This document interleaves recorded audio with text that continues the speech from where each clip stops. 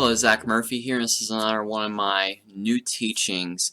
And if you've noticed this year, I've been really focusing on the subject of faith and also the truths that are found in regards to who we are as believers, as new creations in Christ Jesus. I think it's just so important that we understand the whole picture of the gospel, in its context, of course, of who we are as new creations through the finished work of Jesus Christ. So I'm going to pray real quick and we'll get right into this teaching. So, dear Heavenly Father, I thank you for this opportunity to minister your word over social media, Lord.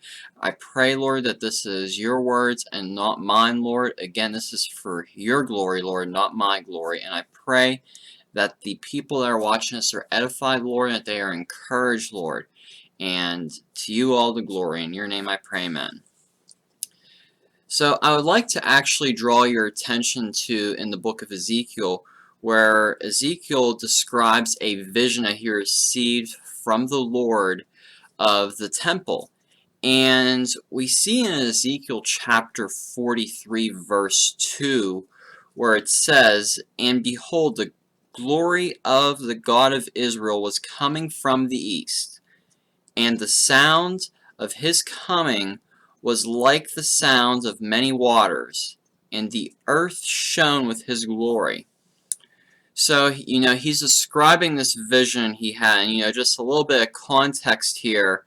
Ezekiel, he was a prophet. The book of Ezekiel is a very prophetic book. There are different genres of books within the Bible. Some are prophetic, some are poetic, and some are historic. And some of them can have a mixture of those in them as well. And just having a background of those different types of genres of books in the Bible is important when we look at context. But, we then see in verses 4 and 5 of that same chapter in Ezekiel 43, his reaction to the Lord filling the temple with his glory. It says, "As the glory of the Lord entered the temple by the gate facing east, the Spirit lifted me up and brought me into the inner court. And behold, the glory of the Lord filled the temple." Ezekiel in this very passage was given a vision of the temple of God, and this was a vision of something that was to come. And I want you to look at this passage with the mindset that we are new creations in Jesus Christ, and that individually all of us are the temple of the Holy Spirit. The Spirit of the living God is actually residing within us when we become new creations. And if you would actually turn with me to 1 Corinthians chapter 6 and verse 19. And I'm actually going to back up a verse just for a little bit of sake of context to verse 18. Again, this is 1 Corinthians chapter 6 verse 18 through 20. "Flee from sexual immorality. Every other sin a person commits is outside the body, but the sexually immoral person sins against his own body. Or do you not know that your body is the temple of the Holy Spirit within you, whom you have from God? You are not your own."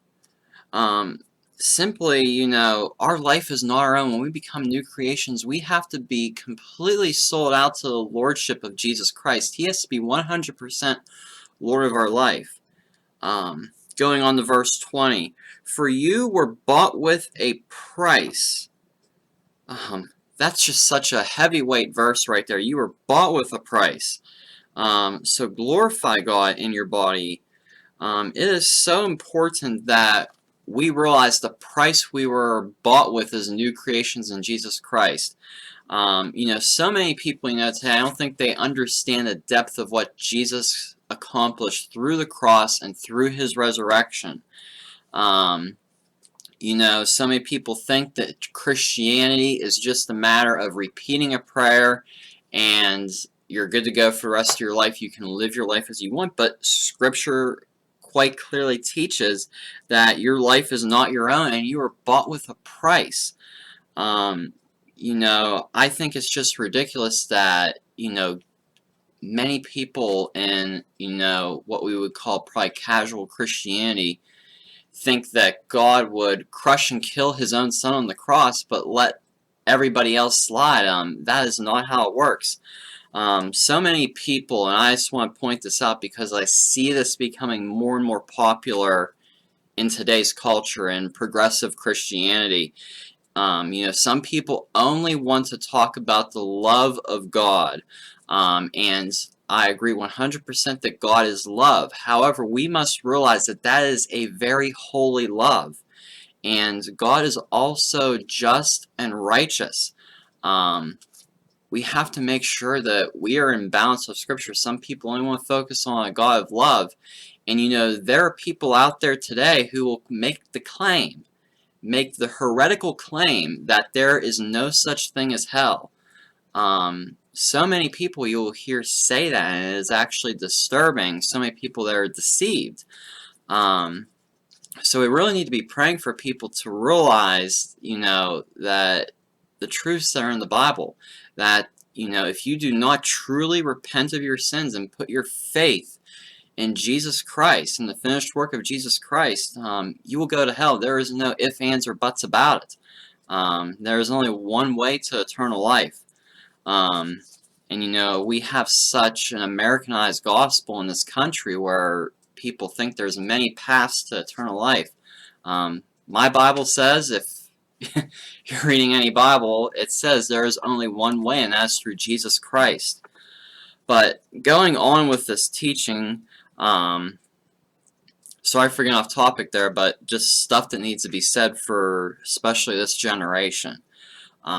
Let's also look at Ezekiel chapter 47 verses 9 through 12.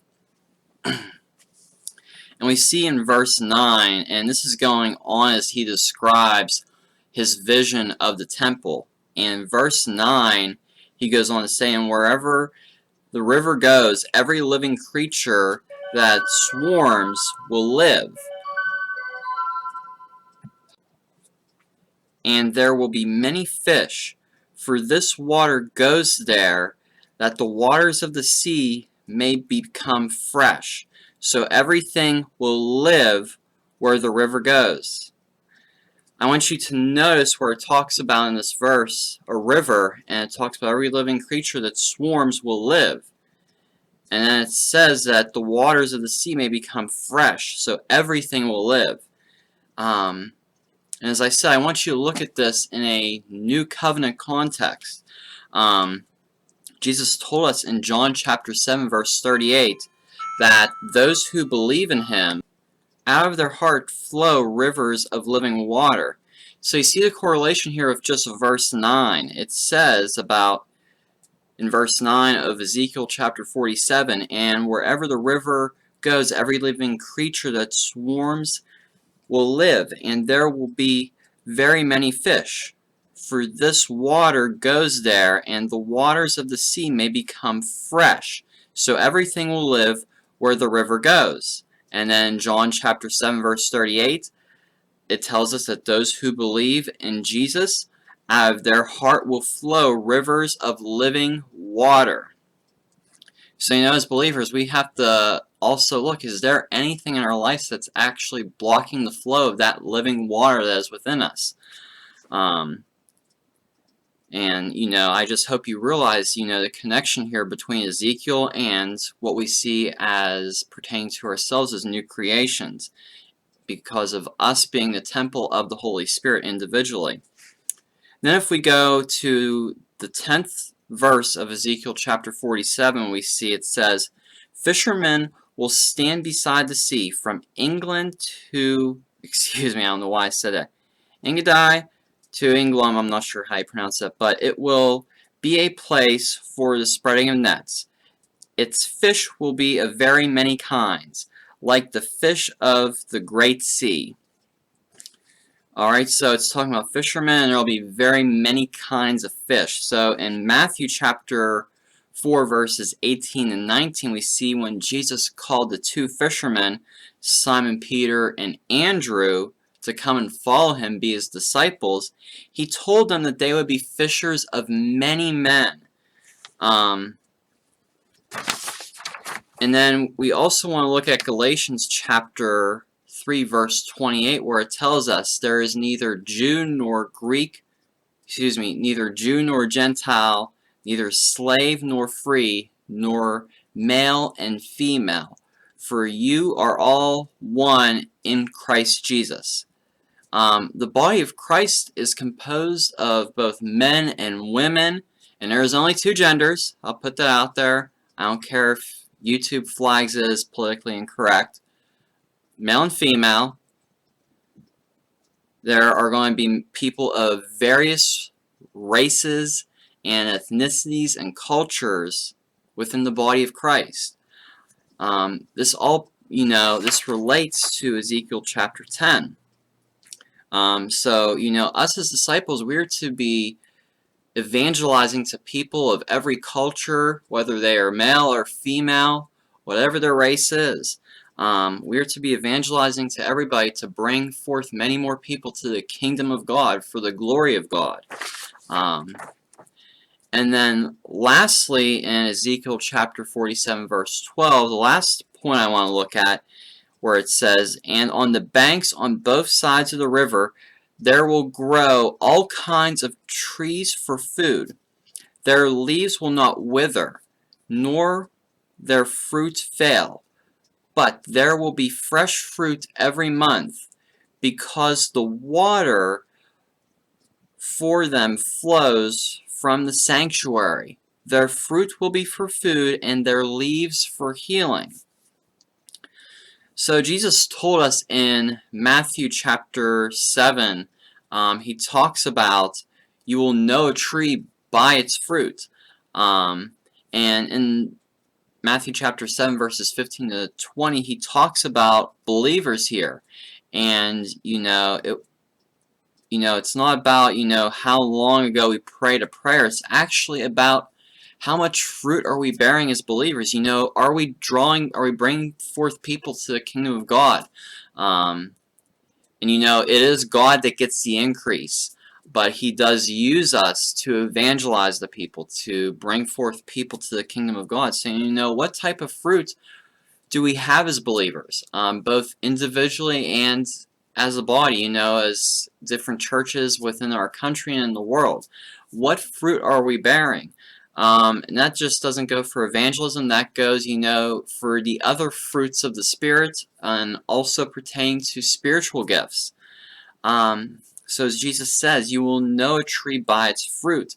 And I believe if it is something that is truly ordained by God, and if it's something that's, let me rephrase that, if it's something that is truly ordained by God, it will bring forth much good fruit. That's how you know if someone is truly called by God. What is their fruit? And I believe that is why we need discernment. And also pertaining to Ezekiel chapter 47 verse 12, we also know through the finished work of Jesus Christ, we have salvation from sins, healing from all sickness and disease, and deliverance from every type of demonic oppression. All those things are a part of the redemptive work of Jesus Christ. And of course, the greatest need of mankind is salvation from sins, because sin is what separates us from being in right standing with God. And I think too often when people are in their Bible and they're reading about the temple of God in the Old Testament, they might be quick just to brush over because they see all these things about different measurements and what goes on in this area of the temple and whatnot. But we shouldn't be quick to brush over. We should actually study this, because there are so many great truths about the temple of God. And we should pay attention to this, because as New Covenant believers, as I stressed in the beginning, we are the temple of the Holy Spirit individually. And this is just one example of how the temple of the Old Testament relates to us as believers today. And I pray that you will go through and study these passages in Ezekiel and elsewhere in the Old Testament about the temple, and see for yourself, how this all relates together. And I pray that, just your eyes of understanding will be opened and enlightened to this truth, to know, not just this aspect of it, but the full aspect of who we are as new creations in Christ Jesus. And one book in particular I would recommend to read is, it's called The Miracle of the Scarlet Thread. It is a very good book. It shows you very greatly how the Old and the New Testament relate together. It explains things so very well. With the Old and the New Testament, it breaks down the different sacrifices, and of course it also goes into the temple. It talks about that. But many good truths in that book, so if you're looking to do additional study on, how the Old Testament and New Testament relate, I highly recommend that book.